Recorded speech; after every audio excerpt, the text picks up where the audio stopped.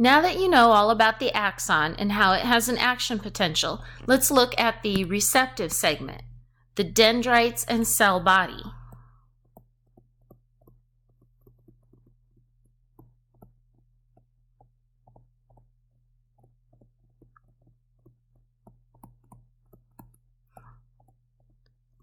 So remember, these are the parts that receive a signal from another neuron.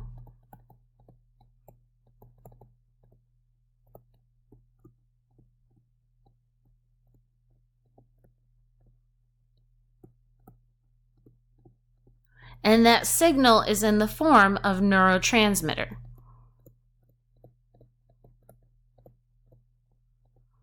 And we can just start abbreviating neurotransmitter NT. So the gates on the receptive segment are ligand regulated.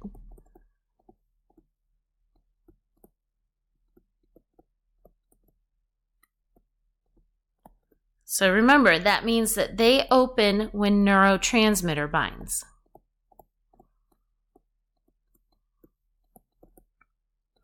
If you also recall from that first picture of the neuron that we labeled, you have 3 sets of gates here. We have the sodium gate, and it lets sodium in, and when sodium comes in, you raise voltage. We have the potassium gate that lets potassium out, and when potassium goes out, voltage goes down. We also have a chloride gate. Chloride, notice, is a negative ion. Everything else we've been working with is positive ions. Chlorides are one anion. When the chloride gates open, chloride comes in. And chloride coming in, because it is negative, reduces the voltage. When these happen, we get what are called graded potentials. So all of this movement here in the receptive segment produces graded local potential. This is different from the action potential that we had in the axon. The graded part means that it's only small changes in voltage.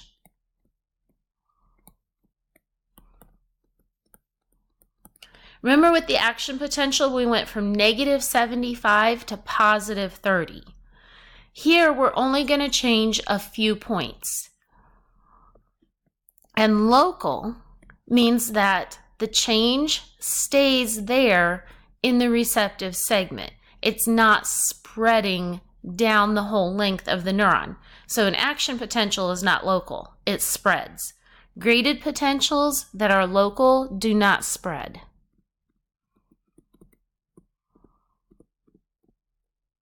It's those voltage regulated gates of the axon that allow spreading. Here, because you have to have the neurotransmitter to open the gates, even if the voltage changes, that does not stimulate the neighbors to open. So the potentials stay local. There are 2 different types of graded local potentials that we have in the receptive segment.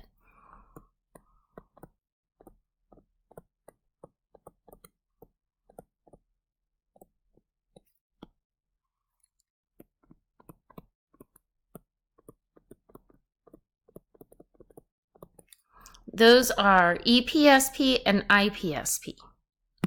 So the first one here is EPSP. This stands for excitatory postsynaptic potential.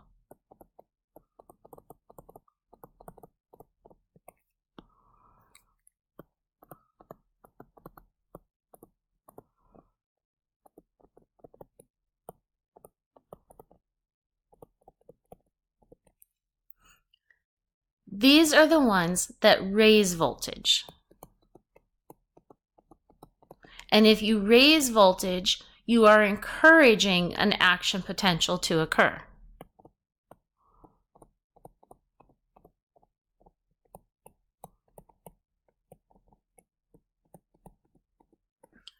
Here's how I think of it. Imagine you're really, really hungry and you go out for pizza. And think about a time when you're so hungry and that pizza arrives and it's super hot. It's like lava, right? The waitress brings this pizza fresh out of the oven. It's got all this cheese and sauce that are lava. You know you should wait and let the pizza cool, but you're so hungry you don't want to wait. So you take a big bite of this lava pizza. Now it's burning your mouth.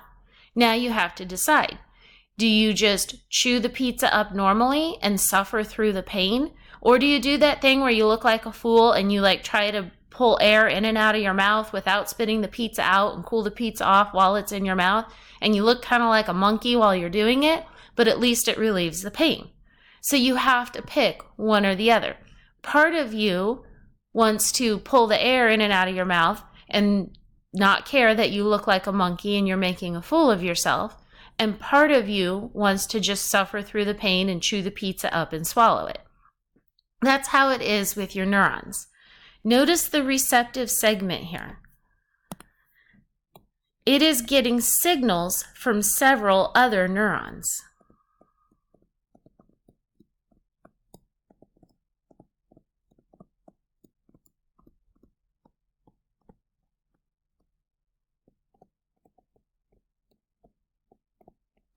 And it can get conflicting signals. Some of them want it to have an action potential. Some want it to not have an action potential.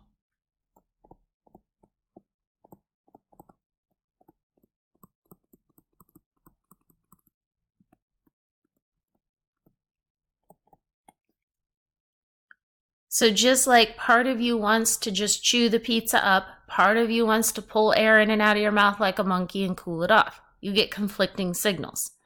The EPSP is the signal that wants the neuron to have an action potential. So if you're going to have an action potential, you have to raise voltage. So you're going to let sodium in. So EPSP, you secrete a neurotransmitter that binds to the sodium gates. So this is an excitatory neurotransmitter. These green dots here are excitatory neurotransmitter. So to have an EPSP, you use excitatory neurotransmitter.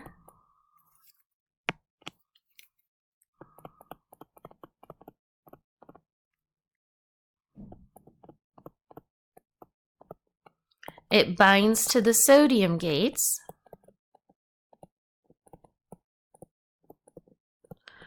Which causes them to open.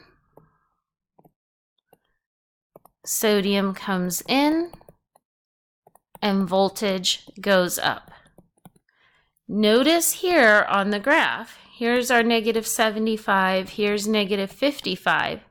We just get a little blip there. Remember, these are graded potentials. So the voltage just goes up a little. The other type is inhibitory. So this is IPSP.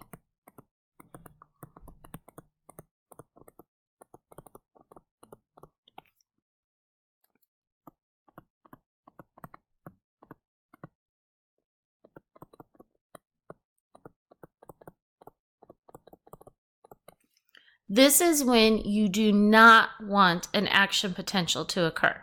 And to avoid an action potential, you reduce voltage. So IPSP reduces voltage to prevent having an action potential. So in this case, these neurons, you've got 3 of them here, these 3 neurons do not want the next neuron to have an action potential. They're telling it to be quiet. So they want to reduce the voltage. So they are going to secrete inhibitory neurotransmitter. So these red dots are inhibitory neurotransmitter. And you can see by the color coding of the gates that inhibitory neurotransmitter is going to open the potassium gates and the chloride gates. So to have an IPSP, you have inhibitory neurotransmitter. This binds to the potassium gates and the chloride gates. When you open the potassium gates, potassium goes out. When you open chloride gates, chloride goes in. Both of these result in reduced voltage. And here you can see, here's our -75, here's our -55. It's a graded potential, so it's just a tiny little dip there in the voltage. But you're driving it away from having an action potential. So IPSP, it's telling the neuron, have an action potential, send this signal. EPSP is telling the neuron, be quiet, don't send any action potentials. A neuron can be receiving both types of signals at the same time. So if we look here, you can see the red is the inhibitory and the green is the excitatory. So this is normal. The neuron is always receiving both types of signals.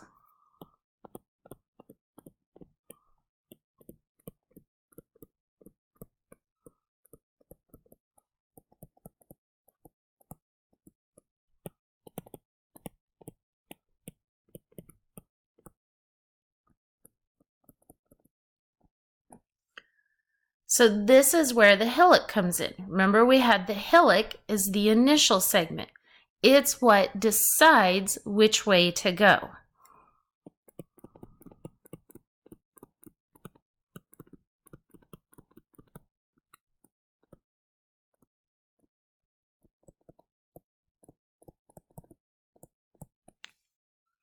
And that process of making the decision is summation.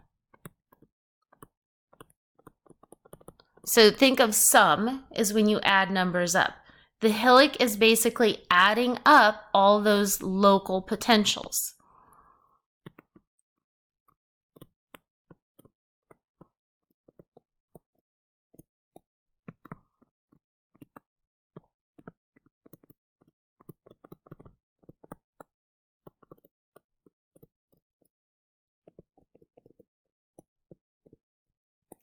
The hillock has voltage regulated gates.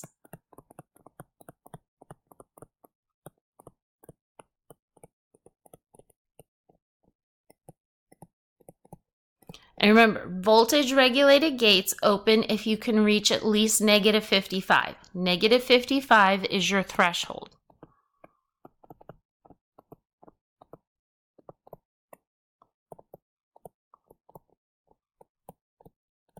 So you start at resting membrane potential of -75.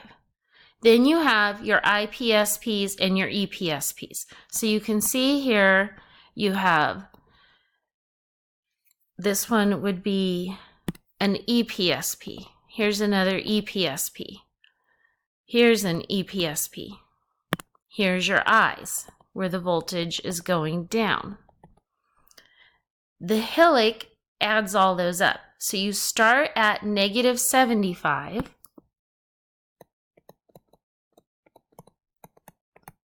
You have your local potentials occur.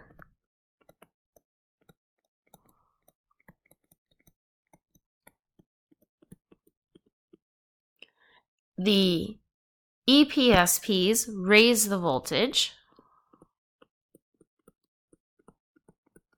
The IPSPs lower the voltage. And the hillock sums it up.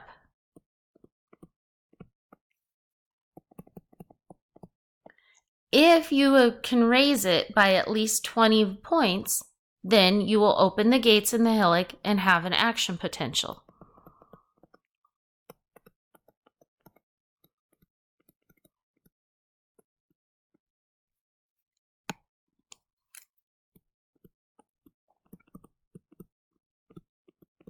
So that means the EPSP has to win. Think of it like a tug of war. EPSP is raising voltage, IPSP is lowering voltage. If EPSP wins by 20, then you have an action potential. So if you look at summation, here you have a small rise, a small rise. They add up to make that bigger rise. Here you have a small decrease, a small decrease. They add up to make an even bigger decrease. Here you have a small increase plus a small decrease, and they cancel out. You have no change because they canceled each other out. That's the idea of summation. And there's two types of summation that can occur. We have spatial and temporal. Here you can see, here's an actual photograph of all these are the axon knobs. And here is that receptive segment. So you can see what it looks like in real life with how many other neurons are secreting neurotransmitter onto this one.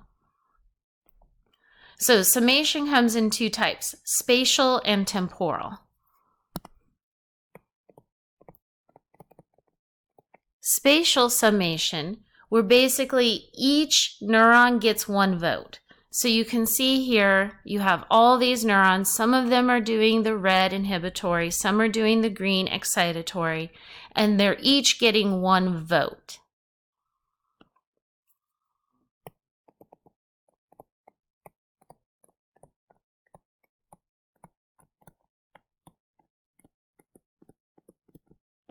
In temporal,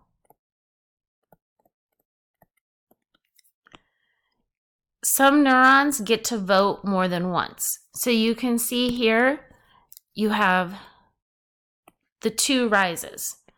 Notice on the graphs up here for spatial, there was just one rise in each box. Here you have two rises in each box, and they build on each other. Down here, you have two dips in the box, and they build on each other. So temporal is one neuron voting multiple times.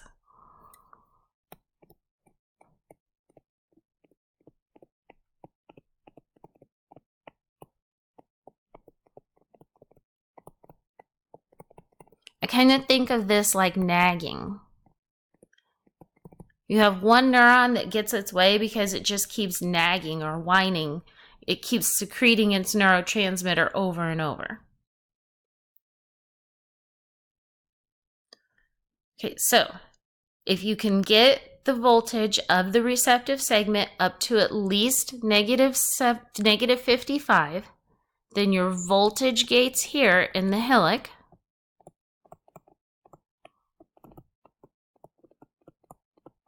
will be stimulated to open, and then they have an action potential, and then because here you have more voltage gates, you get that process going, where then the action potential continues through the axon.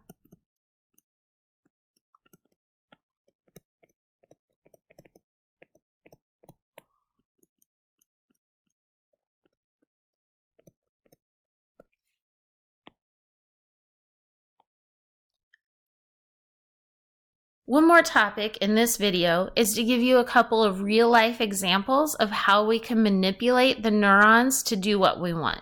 So lidocaine. If you've ever had stitches, you've probably had lidocaine. That's what they inject in there to numb the area up before doing a medical procedure.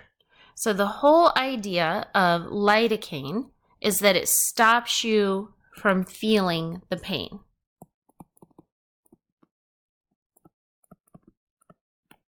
Okay, so like this is what they use to numb an area before a medical procedure, such as getting stitches or having a mole removed.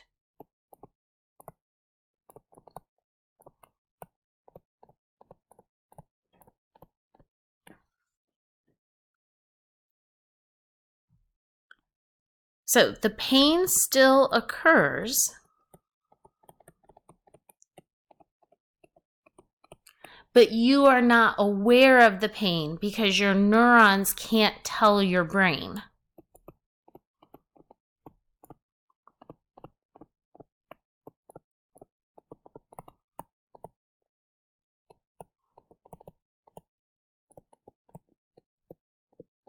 And if your neurons can't send the signal to the brain, you don't feel the pain.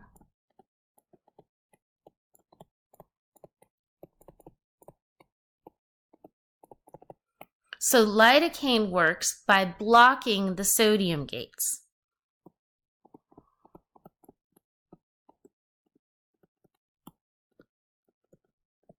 Sodium can't get into the neuron.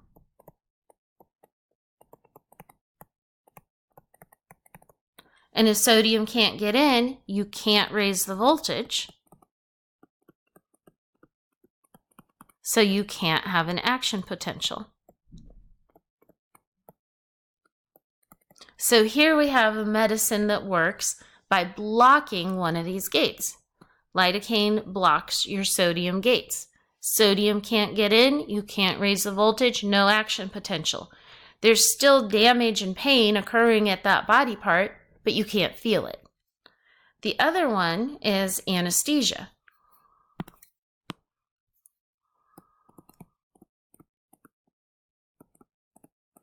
This is what puts you to sleep for surgery.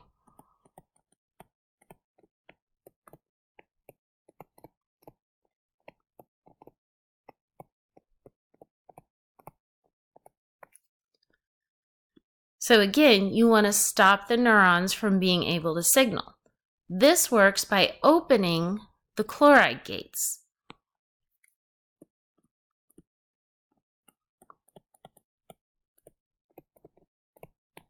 So then chloride goes in and you reduce the voltage. So you hyperpolarize the neuron.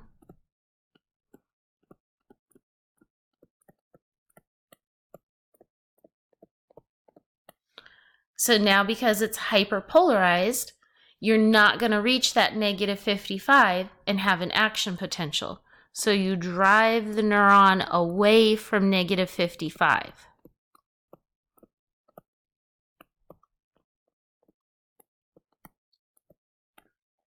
And this is how you prevent the action potential. And then you are safely knocked out and they can do surgery.